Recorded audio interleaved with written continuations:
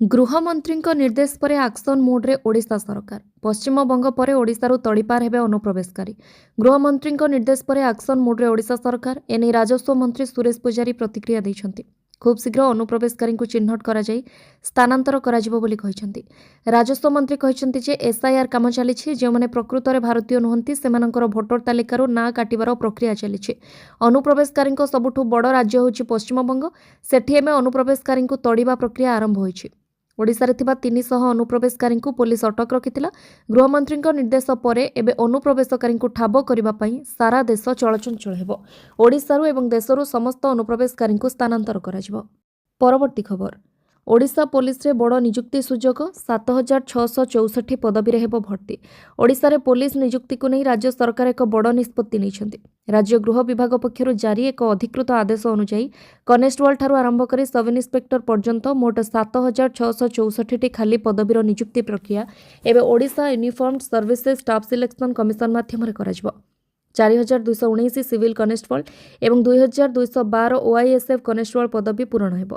सेहिपरि 300 constable एवं 933 SI पद पूरण हेबा पई चिट्ठी करा जायछि। परवर्ती खबर। इबोला सतर्कता। एम्स भुवनेश्वर रे संरक्षित रहिबो 8टी संगरोध सज्जा। बेंगालुरु आसीथिबा उगांडार जणे महिलांकठारे किछि लक्षण देखाजिबा परे तांकु संगरोध करा जायछि। से इबोला रे आक्रांत कि नुहे जानिबा पई तांको नमूना एनआईवी पुणे को पठा जायछि। जहाकु नै देश रे पुणी थरे कोविड भली इबोला को नै भय संचार होइछि। विश्व स्वास्थ्य संगठन इबोला को एक जरूरी जनस्वास्थ्य समस्या बोली कहिबा परे भारत समेत ओडिशा रे एथिपई प्रस्तुति आरंभ होइछि। मिलिथिबा सूचना अनुसार भुवनेश्वर विमान बंदर देई आसुथिबा इबोला संदिग्धंकु संगरोध करिबा लागि एम्स भुवनेश्वर रे 8टी सज्जा संरक्षित रहइबो। एहार व्यवस्था करिबा लागि राज्य स्वास्थ्य विभाग पक्षरु एम्स निर्देशकंकु पत्र जारी होइछि। विभाग पक्षरु कहा जायछि इबोला को नहीं विश्व सजग रहिछि। रोगर आगुआ चिन्हट संगरोध और पृथकीकरण अत्यंत गुरुत्वपूर्ण। परवर्ती खबर। बछा हेबे ओडिशा विधानसभार श्रेष्ठ विधायक। ओडिशा विधानसभार श्रेष्ठ विधायकंक चयन पई कमिटी गठन। ओडिशा श्रेष्ठ विधायक पुरस्कार 2002 रो नियम 3 अनुसार बाचस्पतिंक अध्यक्षतार सदस्य माननकु नै एक कमिटी गठन होइछि।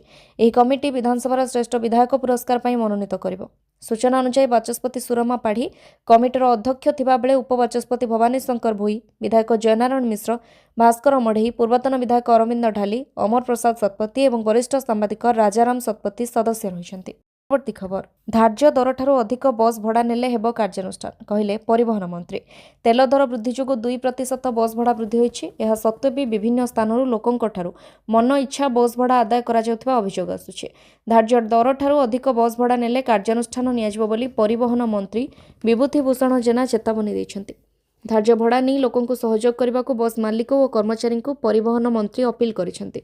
जदि कौनसी गाड़ी मालिक मन इच्छा दर बढ़ाती कि सरकार नियम न मानती तेबे सेमानक विरोध में कार्यानुष्ठान नियाजिबो। तैल दर वृद्धि लगी बस भड़ा बढ़ा जाइछि। 2% दर वृद्धि होइछि। तेणु धार्य होइथिबा दर ठारू अधिक टंका नेले सेमानक विरोध में एक्शन नियाजिबो। परवर्ती खबर। उपकूल इंटीग्रेटेड स्टील प्लांट प्रकल्प शिलान्यास कले मुख्यमंत्री मोहन माझी। जगतसिंहपुर जिले में शिल्प प्रकल्प आशा पुणी उज्जीवित। जिले में निर्माण हेबो बड़ स्टील प्लांट। पारादीप ढिकिया ठारे जेएसडब्ल्यू उत्कल स्टील लिमिटेड एक बृहत स्टील प्लांट निर्माण करिबो। प्रस्तावित इंटीग्रेटेड स्टील प्लांट प्रकल्पर नूतन यूनिट्र शिलान्यास करिसेंति मुख्यमंत्री मोहन चरण माझी। बुधवार मध्याह्न 12टारे सीएम नुआ प्रकल्पर नियम पकाइछंति। एही अवसर में मोहन माझी कहिसेंति दिल्ली रे बहु गुरुत्वपूर्ण कार्य थिले मध्य ओडिशा रे शिल्प विकास पई ताकु पछरे पकाई एठाकु आसीछि। जेएसडब्ल्यू इंटीग्रेटेड स्टील प्लांट पई ओडिशा को बाछिथिबारु कंपनीर अध्यक्ष सजन जिंदल को धन्यवाद अर्पण करथिले मुख्यमंत्री। परवर्ती खबर। भाई भाई विवाद जोगु मार कलेनी अंतिम संस्कार। पुलिस आसी कांधेला शव। दुई पुओ मध्य विवाद पाई बली पड़िले माँ। एमितिकी मार शव सत्कार कलेनी दुई पुओ। मृत्यु पर घरे शव पड़ी रही। खबर पाई दीर्घ 10 घंटा पर स्थानीय पुलिस अधिकारी पहुंची निजे कांधरे बोही नहीं मशाणी रे शव सत्कार करिसेंति। बालेश्वर जिला बस्ता थाना अंतर्गत संतोषपुर पंचायत लोकनाथपुर ग्राम में घटी एभली अभावनीय घटना। यह घटना समग्र अंचल में चर्चार विषय पलटिथिला बेले पुलिस अधिकारी एभली महान कार्य को प्रशंसा करिसेंति लोके। सूचना अनुसार ग्रामर स्वर्गत बंशीधर दास पत्नी तुलसी दास 3 जण पुओ अछंती। बड़ पुओ निखोज थिबा बेले तुलसी सान पुओ राकेश पाखरे रहुथिले। मंगलवार सकाळे तुलसी मृत्यु होइतिला। शव सत्कार करने नहीं मझिया पुओ राजेश और सान पुओ राकेश मध्य विवाद जोगु राति 9टा पर्यंत घर बारंडारे मार शव पड़ रही। खबर पाई अमरदा रोड फांडी अधिकारी विजय कुमार बारिक एवं अन्य पुलिस कर्मचारी माने घटनास्थल में पहुंची घर ठारू 2 किलोमीटर पर्यंत निज कांधरे शव बोही नहीं सुवर्णरेखा नदी पठारे शव सत्कार करथिले।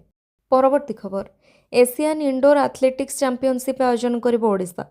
कलिंग स्टाडियम रे खेला जिवो। काली हांगकांग रे एशिया एथलेटिक्स काउंसिल पक्षरु एही निष्पत्ति निया जायछि। मुख्यमंत्री मोहन माझी एने भारतीय खेलाड़ी को अभिनंदन जणाइछन्ति। मुख्यमंत्री कहिसन्ति जे यह भारत एवं ओडिशा पई अत्यंत गर्वर मुहूर्त। ओडिशा विश्वस्तरीय क्रीड़ा इवेंटर आयोजक भाव में निजर स्थिति को मजबूत करिछि। विश्वस्तरीय क्रीड़ा क्षेत्र में यह ओडिशार आउ एक उपलब्धि। सेहीपरि चंडीगढ़ 2028 एशिया रिले आयोजन करिबो बोली सूचना मिलिछि। एहा पूर्वरु भुवनेश्वर स्थित कलिंग स्टाडियम रे 2028 विश्व इंडोर एथलेटिक्स प्रतियोगिता आयोजन हेबो बोली घोषणा करा जायछि, जहाँकि ओडिशा क्रीड़ा जगत पई एक गौरवमय विषय। परवर्ती खबर 15,000 टंका लांच नेबा बेले धरा पड़िले सहकारी जोगाण अधिकारी। लांच नेबा बेले धरा पड़िले सहकारी जोगाण अधिकारी। चंपुआ सहकारी जोगाण अधिकारी धुमाराम मुर्मू को माड़ी बसिला केन्दुझर विजिलेंस टीम। धान किणा बिल कराई देबा पई जणे लैम्प्स एमडी ठारू 15,000 टंका लांच नेबा समय एससीएसओ धरा पड़िछन्ते।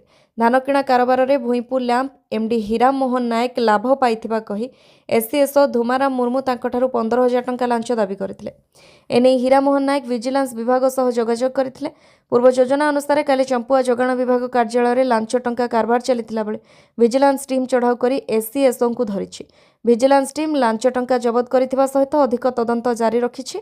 ए घटना परे चंपुआ अंचल रे चर्चा जोर धरिछि। परवर्ती खबर जून 2 तारिख जाए तापमात्रा मिलबनी त्राही। दिन में जेतिकी गरम अनुभूत होउछि राति तापमात्रा भी सही होउनी। हिटवेव रे हंतसंत सारा ओडिशा राज्य में हिटवेव रे 22 जनक जीवन जाइथिबा अभियोग मध्य होइछि। एतिमध्यरु 3 जन अंशुघात मृत्युवरण करिथिबा स्पष्ट होइछि। एने स्वतंत्र रिलीफ कमिशनर कार्यालय सूचना दिया जाइछि। मृतक सुवर्णपुर बलांगीर और सुंदरगढ़ जिल्लार बोली जଣା पड़िछि। सेपटे जून 2 जाए तापमात्रा रे निस्तार नाही। हिटवेव रो सांघातिक हेबो बोली पाणीपाग विभाग सूचना दैछि। संबलपुर और बलांगीर जिला पई रेड अलर्ट जारी होइछि। बौद्धर किछि स्थान पई मध्ये रेड अलर्ट दिया जाइछि। झारसुगुड़ा सुवर्णपुर कलाहांडी नुआपड़ा पई ऑरेंज अलर्ट जारी होइछि। कंधमाल बरगड़ पई येलो अलर्ट दिया जाइछि। परवर्ती खबर भड़ा न बढ़िले बस गड़िबनी। तेल दर बढ़ुछि हेले बढ़ु नाही भड़ा। धार्य दर ठारू अधिक बस भड़ा नेले हेबो कार्यानुष्ठान। परिवहन मंत्री एभली धमक पर चेतावनी देला बस मालिक संघ। भड़ा न बढ़िले बस गड़िबनी बोली चेतावनी देले राज्य घरोई बस मालिक संघ साधारण संपादक देवेंद्र कुमार साहू।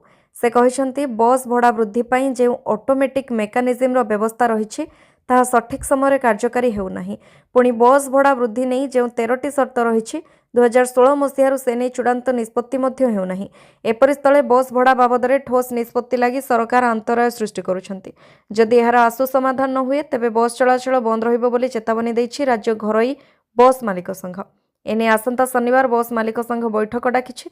सेदिन हुए तो किछि स्पष्ट सूचना मिल पारे। तेबे घरोई बस मालिक संघ डीजेल उपरु भ्याट छाड़ करबाकू दाबी करिछि, जहा पर सरकार तुरंत पदक्षेप नियंतु नचेत बाध्य होई सेमाने बस बंद करबाकू निष्पत्ति नेबे बोली देवेंद्र साहू कहिसंती। परवर्ती खबर पुरी ब्लू लिली होटेल रु टीएमसी विधायक गिरफ। ममता सरकार रे थिले मंत्री। पुरी रु गिरफ हेले तृणमूल कांग्रेस विधायक। स्थानीय पुलिस सहायतार विधायक दिलीप मंडल को गिरफ करिछि Paschimbanga STF. Hotel blue lily रु दिलीप को बांधिछि एसटीएफ। दिलीप ममता सरकार रे परिवहन मंत्री थिले। दिलीप मंडल किछि सप्ताह धरी फेरार थिले। नंदीग्राम रे ममता को सहयोग करुथिबारु तांको फसाई दिया जाइथिबा गणमाध्यम आगरे प्रतिक्रिया रखिछन्ती दिलीप। निर्वाचन समय बीजेपी कर्मी को धमक देइथिबा मामला रे गिरफ करा जाइथिबा कुआ जाउछि। मंगलवार राति 10टारे होटेल ब्लू लिली रे चेक इन करथिले दिलीप मंडल। रूम नंबर 2132 रे 2 जण चेक इन करथिले। बुधवार सकाळु पुलिस आसी चढ़ाऊ करबा परे तांको गिरफ करा जाइछि। पूर्वरु दिलीप को पुओ अर्घ्य मंडल मध्य गिरफ होइथिले। परवर्ती खबर आजाद नगर बोमा विस्फोरण मामला एयरफील्ड थाना रे एनआईए टीम। एयरफील्ड थाना आजाद नगर बोमा विस्फोरण मामला रे एयरफील्ड थाना रे पहुंचला एनआईए टीम। घटनास्थल जबत होता स्कूटी को साइंटिफिक टीम सह जांच करुछि एनआईए टीम। स्कूटी रे किछि बोमा तैयारी पई सामग्री आसीथिला कि किछि नमूना अछि कि से सबकु नै तदंत चलिछि। सूचना जोग्य जे 2026 जनवरी 27 तारिख रे आजाद नगर रे घटितिला भयंकर विस्फोरण। अभियुक्त सेहनवाज मल्लिक तांका मां लिजातुन बीबी सेहनाज प्रेमिका तृप्तिमयी और सहयोगी अमीय मल्लिक बोमा विस्फोरण में गुरुतर आहत होते।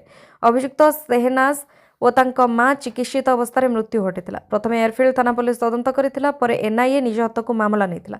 ଏନ୍ଆଇଏ ଟିମ୍ ଏୟାରଫିଲ୍ଡ ଥାନାରୁ ସମସ୍ତ ପୁଲିସ ଦସ୍ତାବିଜ ସଂଗ୍ରହ କରି ଖୋଳତାଡ଼ ଚଳାଇଛନ୍ତି। ପରବର୍ତ୍ତୀ ଖବର, ଏଲ୍‌ନିନୋ ଆଶଙ୍କା ମୁକାବିଲା ପାଇଁ ଖରିଫ ରଣନୀତି ପ୍ରସ୍ତୁତ। ଭାରତୀୟ ପାଣିପାଗ ବିଭାଗ ପକ୍ଷରୁ ଚଳିତ ବର୍ଷ ରାଜ୍ୟରେ ସ୍ୱାଭାବିକଠାରୁ କମ୍ ଦକ୍ଷିଣ ପଶ୍ଚିମ ମୌସୁମୀ ବର୍ଷା ଏବଂ ଏଲ୍‌ନିନୋର ପ୍ରଭାବ ନେଇ ଆଶଙ୍କା କରିଛି।